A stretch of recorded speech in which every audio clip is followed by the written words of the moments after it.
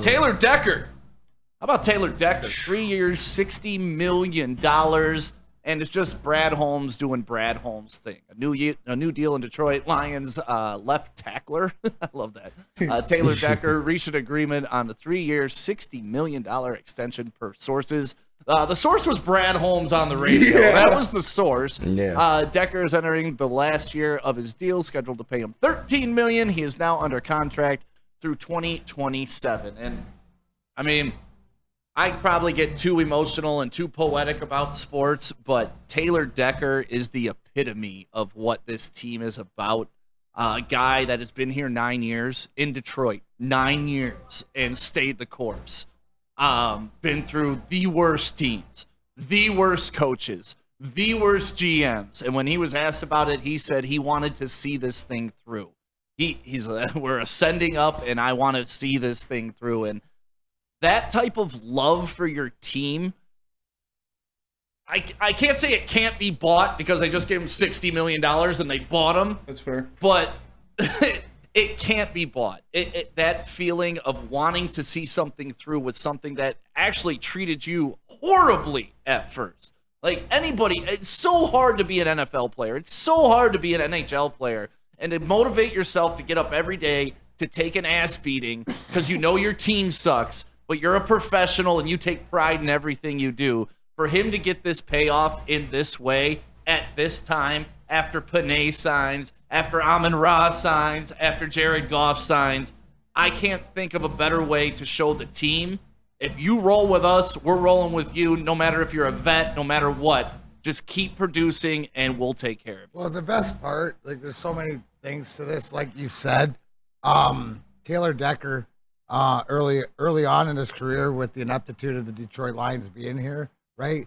You know, obviously loves football, but it was about the paycheck. Right. I mean, it can only be when you don't win, right? And then when it's not about the paycheck, it's about the culture and being a big guy.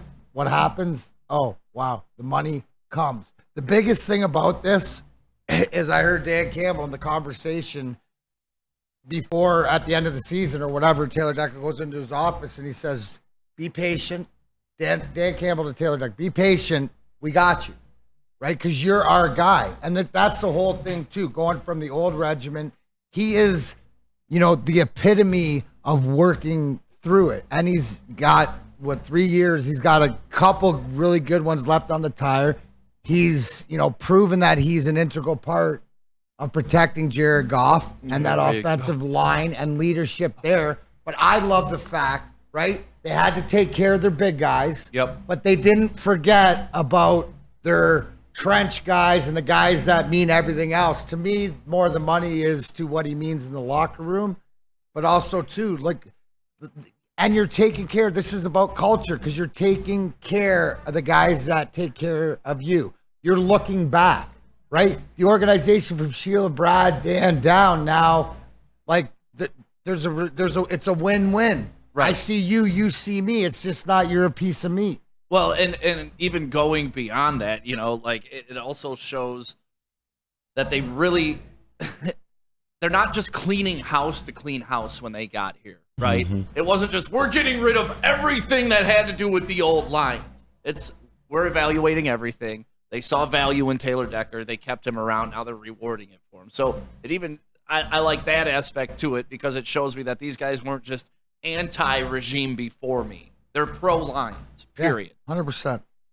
100 million%.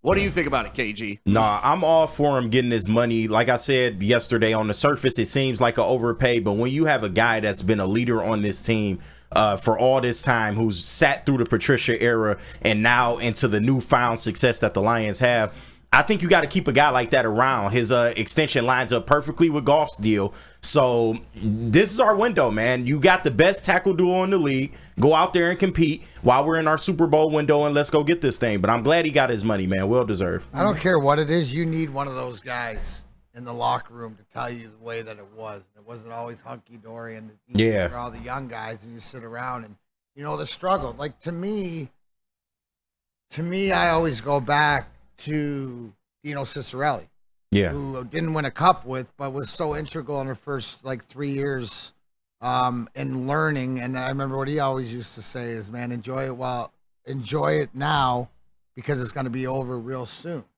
Right? Different things like, I mean, I was just say, shut up, old man. Next thing you know, he's right. But it's just, it's important. Shout out Hey Social. It just re-solidifies the culture that they're building, and it's true and it's genuine. And who said it in the chat? Somebody said the high five and the hug Goff gave Decker at practice yesterday. Like you can see it. You know what I mean? Yeah. Like, That's his and guy. all the guys that you want are getting taken care of. Who's not taken care of on this team moving forward that you have questions with? Yeah. At least for money, right? Like, Nobody really. right? Like guys that are coming, not what the Hutch would be Hutch would next, get and then you know, like so what? Everything's falling into place. So that's what great teams in history have done. Yeah, taking care of all the business, and then now they're out there leading the way. And you know what? To the point, Stick, you brought up earlier about who's ever questioning Dan Campbell when he said he's taking the same attitude as he did last year and going, boys, guys, I know early it's going to suck. We're going to do pads, but this is going to benefit us. Yep. Right? What did it do last year? Did it benefit us down the line? So Absolutely. you know what? Get your pads on, get everything on, do whatever he says. And I think everybody in that organization is on board. Yeah, it's crazy when you go back and I believe it was Hard Knocks. Dan Campbell's giving a speech. He's like, listen, I don't want us to get into like week 6, 7, or 8 and really start hitting our stride. And what happened that year? Yeah. Week 6, 7, or 8, they started to took turn off, it around. Yeah. And so they didn't buy into the system. Last year, apparently, they bought into it. KG? Yeah, also a quick thing to note, the way that this extension is structured, the cap hit is going to be really low in the first year of it, which will allow you to go after an Aleem McNeil and people of that nature, maybe a Hutch extension. What I like, My question. Oh, go I ahead. was just gonna say, what I like is they kept the greatest thing they have going where it is. You have the best offensive line in the football. You keep it there. And now that left side of the offensive line, it's the power of friendship. Like those three guys, Frank, Graham, and Taylor, were all brought into this team when it was the worst team in football. They're all best friends, and now they're all paid, and they're sitting there happy. So it's good for morale. It's good for camaraderie, and it's great for the Detroit Lions. What do you think it does for Penei Sewell, though? Right? Mm-hmm. Is Penei Sewell now a right tackle pretty much? For Might his as well career? be. He's an all-pro at right tackle. Why not? Listen, I'm not complaining about it. You put Penei Sewell on the line and anywhere, I'm happy with him just playing, right? He's going to be elite no matter where you put him.